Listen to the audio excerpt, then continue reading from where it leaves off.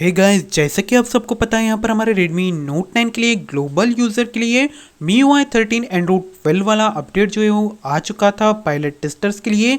तो यहाँ पर हमने इसका इंस्टॉलेशन वीडियो बनाया हुआ है और रिव्यू वीडियो भी बनाया हुआ है। यहाँ पर आप आई बटन पर क्लिक करके देख सकते हैं या फिर हमारे डिस्क्रिप्शन के लिंक से भी आप चेकआउट कर सकते हैं। तो कई सारे Redmi Note 9 यूजर्स ने इसी MIUI 13 Android 12 ग्लोबल अपडेट को अपने Redmi Note 9 में इंस्टॉल कर लिया था और वहाँ पर उनको कई सारे बग्स और यहाँ पर लैग्स जो है वो फेस कर रहे हैं।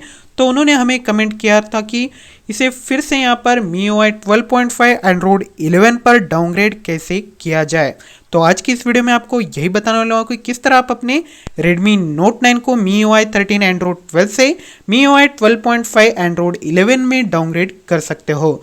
तो वीडियो को पूरा देखिएगा, बिल्कुल भी स्किप मत कीजिए। स्वागत करता हूँ मैं आपका फ्लेयर जोन GT में। तो जैसा कि यहाँ पर आप देख सकते हैं, मैंने भी इसमें MIUI 13 को जो है इंस्टॉल किया हुआ था, पर इसे मैं यहाँ पर ऑलरेडी डाउनग्रेड कर चुका हूँ MIUI 12.5.5.0 पर। आज वो INXM आप यहाँ पर देख सकते हैं, ये इंडियन बेस्ड रोम है। तो यहाँ पर आपके Redmi Note 9 को डाउनग्रेड करने के लिए आपको यहाँ पर पीसी की ज़रूरत पड़ेगी, क्योंकि यहाँ पर एंड्रॉयड वर्सन जो है एंड्रॉयड 12 से हम एंड्रॉयड 11 में डाउनग्रेड करने वाले हैं। यहाँ पर आपका डाटा जो कम्प्लीटली फॉर्मेट हो जाएगा। तो यहाँ पर आपको अपने डिवाइस का कंप्लीट बैकअप जो है वो ले लेना है और बैकअप लेने के बाद आपको अपने डिवाइस को टर्न ऑफ कर देना है। ऑफ करने के बाद अभी हम चलते हैं हमारे पीसी के तरफ।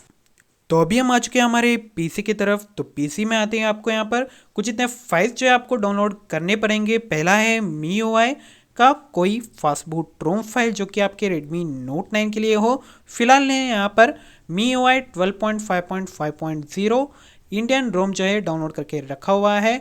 और दूसरा जो है आपको यहाँ पर Redmi Note 9 फ्लैश टूल का जो जिप फाइल है वो भी आपको हमारे डिस्क्रिप्शन के लिंक से मिल जाएगा, वहाँ से आप डाउनलोड कर लीजिए। और यहाँ पर आपको MT के बाईपास टूल की भी ज़रूरत पड़ेगी। यहाँ पर आपको इस टूल को भी आपको यहाँ पर डाउनलोड करके रख लेना है। तो इसको डाउनलोड करने के बाद जो MIUI और यहाँ पर Redmi Note 9 फ्लैश टूल का जो यहाँ पर फाइल्स थे उसे आपको सिंपली यहाँ पर दोनों को एक्सट्रैक्ट कर लेना है। दोनों को एक्सट्रैक्ट करने के बाद आपको ये फोल्डर्स जो है नज़र आ जाएंगे। तो यहाँ पर आपको Redmi Note 9 फ्लैश टूल को जो है ओपन कर लेना है और यहाँ पर फ्लैश टूल पर डबल क्लिक करना है। तो यहाँ पर आपको जो है SP फ्लैश टूल जो है ओपन हो जाएगा। तो यहाँ पर आपको पहले डाउनलोड एजेंट को जो है आपको यहाँ पर सेट कर लेना है। यहाँ पर आप डाउनलोड एजेंट पर जो है यहाँ पर चूज़ कर लीजिए। तो यहाँ पर आपको इसी फ्लैश टूल में ही डाउनलोड एजेंट जो है मिल जाएगा। आप बैक आ जाइए और आपको यहाँ पर Redmi Note 9 फ्लैश टूल जो था उसी को आपको यहाँ पर ओपन कर लेना है। तो यहाँ देखिए Redmi Note 9 फ्लैश टूल, इसे ओपन करते हैं आपको यहाँ पर लास्ट में Redmi Note 9 no auth da.bin को जो है आपको यहाँ पर सेलेक्ट करके ओपन कर लेना है। तो यहाँ पर जो है आपको सेकेंड स्कैटर फाइल्स को जो है आपको सेलेक्ट कर लेना है। स्कैटर फाइल आपको यहाँ पर जो रोम आपने यहाँ पर एक्सट्रैक्ट किया हुआ था फास्ट बूट रोम वहीं पर आपको मिल जाएगा। ये देखिए मर्लिन ग्लोबल इमेजेस, यहाँ पर आप क्लिक कीजिए और इमेजेस फोल्डर में आपको ये स्कैटर फाइल जो है मिल जाएगा। यहाँ पर आप देख सकते हैं, इसे आप यहाँ पर सिंपली सेलेक्ट कर लीजिए। तो यहाँ पर दोनों फाइल जो है सिलेक्ट हो चुके हैं और आपको यहाँ पर डाउनलोड मोड को जो है ये बहुत ज़रूरी स्टेप है। आपको यहाँ पर इसे सिर्फ और सिर्फ फ्रेमवेयर अपग्रेड पर ही रखना है। अगर आप कोई और दूसरा ऑप्शन चूज़ करोगे तो आपका डिवाइस का IMEI जो है आप लॉस कर सकते हैं। तो यहाँ पर आपको क्या करना है, अभी बैक आकर आपको यहाँ पर MT के बाईपास टूल जो था इसे आपको ओपन कर लेना है। उसे रिसेंट में ही रहने देना है। SP फ्लैश टूल को आपको यहाँ पर इसे ओपन करते ही आपको कुछ इस तरीके का जो है आपको इंटरफेस जो है देखने मिल जाएगा।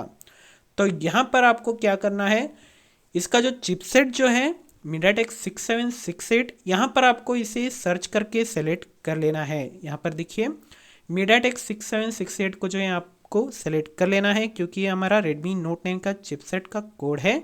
और यहाँ पर आपको बाईपास पर क्लिक कर लेना है। यहाँ पर मैं आपको दिखा दूंगा। यहाँ पर बाईपास पर क्लिक करने के बाद आपको यहाँ पर क्या करना है, आगे के स्टेप्स मैं आपको बता दूंगा। यहाँ पर आपको बाईपास पर क्लिक करना है और आपको अपने डिवाइस को कनेक्ट कर लेना है यूएसबी केबल के ज़रिए। वॉल्यूम अप और वॉल्यूम डाउन दोनों बटन्स को दबा के रख के आपको अपने यूएसबी केबल को जो है कनेक्ट कर लेना है अपने Redmi Note 9 में। तो यहाँ पर यूएसबी केबल के ज़रिए अपने Redmi Note 9 को कनेक्ट करने के बाद अभी भी आपको वॉल्यूम बटन्स को जो है वो प्रेस करके ही रखना है। यहाँ पर आपका डिवाइस जो डिटेक्ट हो जाएगा तो यहाँ पर आपको SP फ्लैश टूल में आना है। ध्यान रखिए अभी भी आपको अपने Redmi Note 9 के दोनों वॉल्यूम बटन्स को दबा कर रखना है और यहाँ पर आपको डाउनलोड पर क्लिक कर देना है। डाउनलोड पर क्लिक करते आपका डिवाइस जो है डिटेक्ट हो जाएगा, तब आप यहाँ पर वॉल्यूम बटन्स को जो है रिलीज़ कर दीजिए। तो यहाँ पर वॉल्यूम बटन्स को रिलीज़ करने के बाद फ्लैशिंग जो है शुरू हो चुका है हमारे Redmi Note 9 का। यहाँ पर हमने MIUI 12.5.5.0 को जो है यहाँ पर फ्लैश कर रहे हैं, तो इसे फ्लैश होने में थोड़ा सा वक्त लगेगा। तब तक मैं वीडियो को जो है यहाँ पर फास्ट फॉरवर्ड करने वाला हूँ।